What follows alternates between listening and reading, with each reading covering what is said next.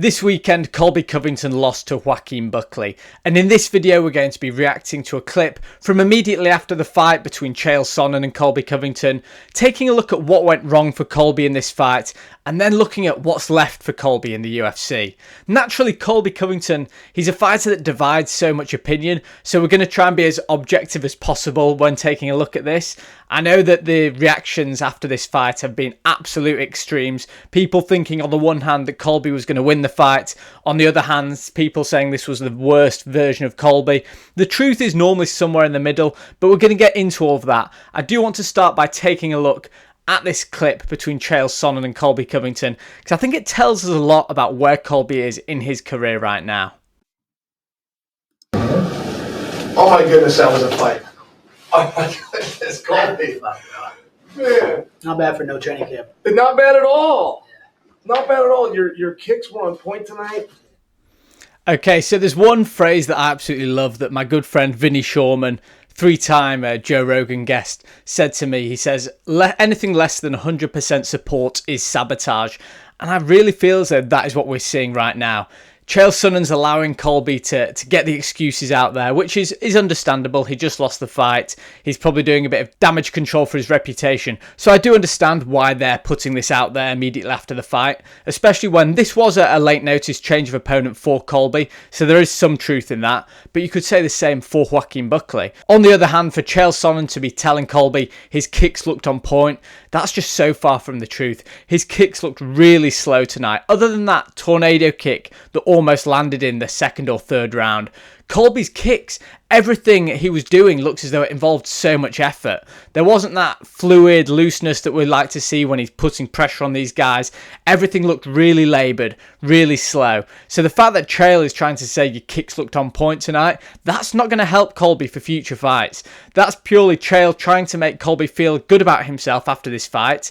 And if that's all he's doing, I kind of understand it. But like I said, anything less than 100% support is sabotage. The fact that Chael's giving Colby this false sense of security that his kicks were good, that yeah, do the same thing for your next fight, is only going to sabotage him later down the line. He hit you with his, but those were hard shots, and it was hard for anybody to see because you just took him. Even us on the corner, we're going, "That's got it." Well, I guess it didn't hurt. He's still going forward. Yeah. And you take downs, you even got your head stuck in the middle, but you were working your way out, got your hands locked.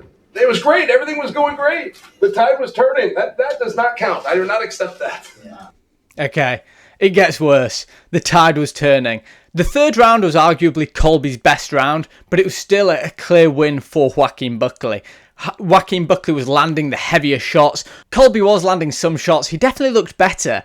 But like I just said, the better work was being done by Joaquin Buckley. So I don't understand how you can argue that the tide was turning. If it was a clear third round win for Colby, I'd completely agree. But the fact that it was better by Colby, but still that much better by Joaquin Buckley, how on earth can you say that the tide was turning? Anyway, let's finish this video. Not at all, man. That was a great fight, and you fought really hard. You're probably looking at the bonus on that for the night. That was really quite a reward you guys just did. You should be very proud of that. Thank you. I appreciate that.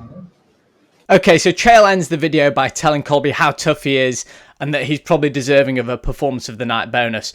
And I don't really think that's ever been in doubt. Say whatever you want about Colby's character, his toughness, you cannot argue with it. The fact that he went toe-to-toe with Kamaru Usman, with prime Kamaru Usman, eating some huge shots, had a broken jaw, kept fighting through that. He's shown unbelievable grit, heart throughout his fights, throughout his fighting career. And I do think that lackluster performance against Leon Edwards did leave a bad taste in the mouth of the fans. I said that in the preview video.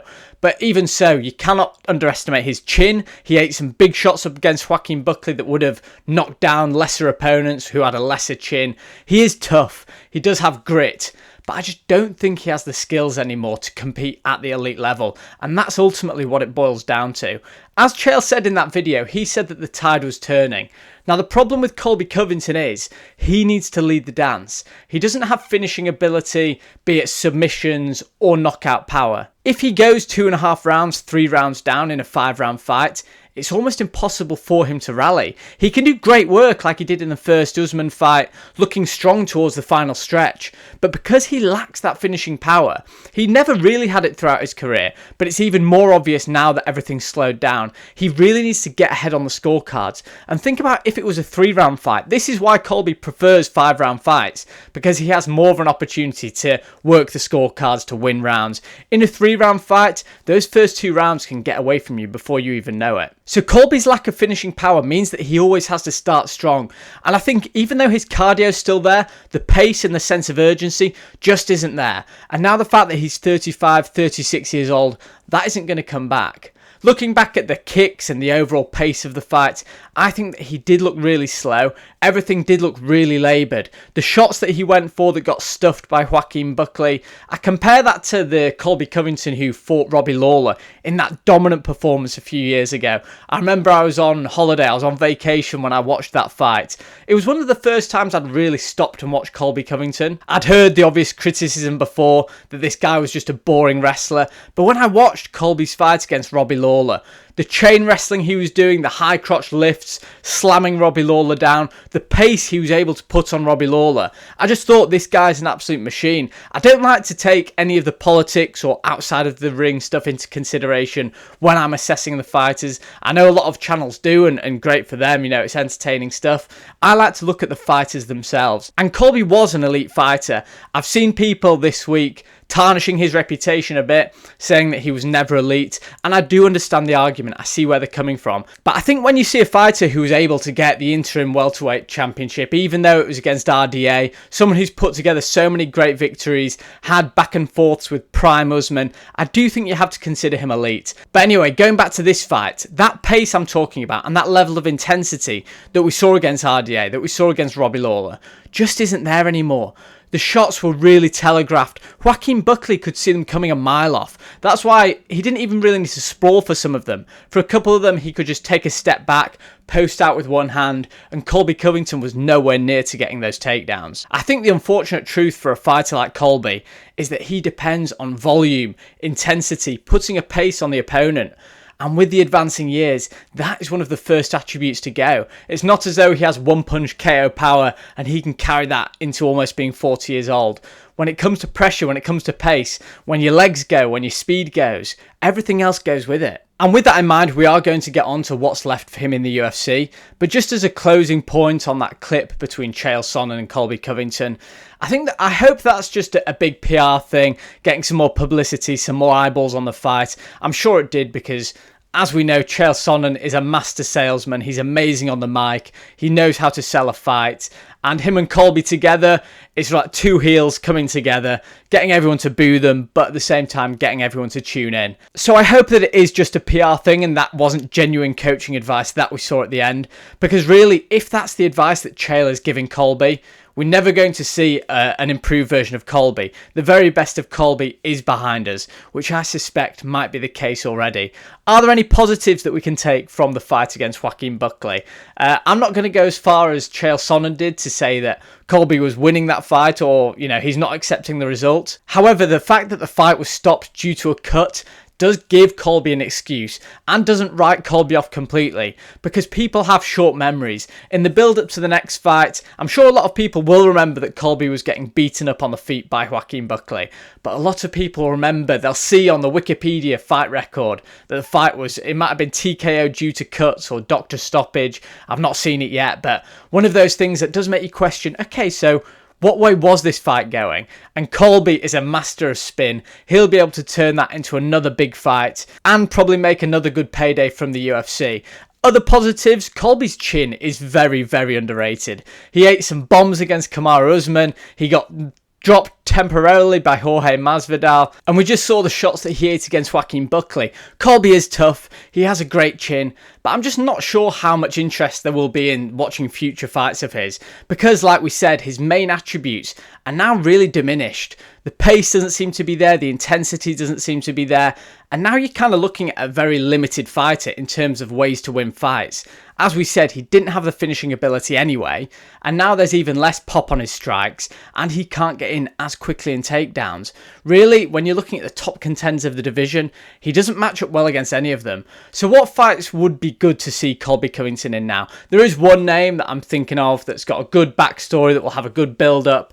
He's also said that he wants one more fight in the UFC. It would be Dustin Poirier against Colby Covington. This fight makes sense to me for a couple of reasons. Firstly, it's a good payday for both guys. They'll both build up the fight, sell it really well. Really, this could be a main event pay-per-view. I know I'm going to get some hate for that because there are so many Colby haters out there, but remember, Jorge Masvidal and Colby was a main event pay-per-view as well. Colby does attract the eyes. Dustin Poirier, he's an OG. He deserves a big payday before he sails off into the sunset. And this is a fight I'd really like to see. I think Colby never really had a size advantage in the welterweight division, and Dustin Poirier is a huge lightweight. So I don't think the size difference would be too much. I think it would be an entertaining fight, a real boxer against a wrestler. And hey, I think Colby would really get up for that fight. I do think I'd slightly favour Dustin Poirier because I think his aging has caught up with him less than Colby Covington's.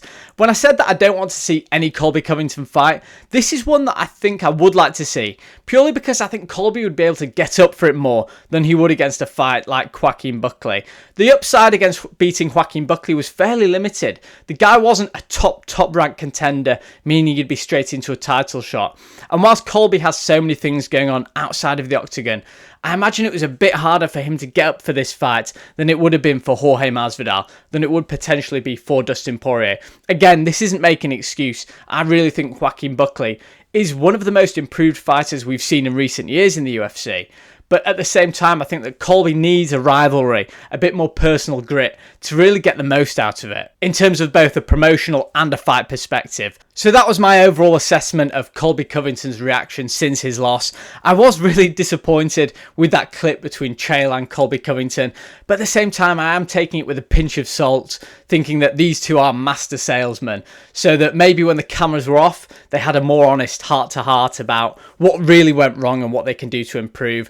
But it was clear in that clip, Chael thought that the tide was turning, Colby was going to win that fight. And I think to objective people watching that fight, that was never happening in a million years. Colby didn't have the finishing power, let alone anything left in the tank to really finish that fight with a bang. But anyway, let me know what you guys think. Let's not have comments necessarily about Colby's character or anything like that, but just objectively, Colby is a fighter. Did you see any positives in that fight? Have I been a bit harsh about that third round? Let me know, guys. Hope you enjoyed the video, and I'll see you guys later.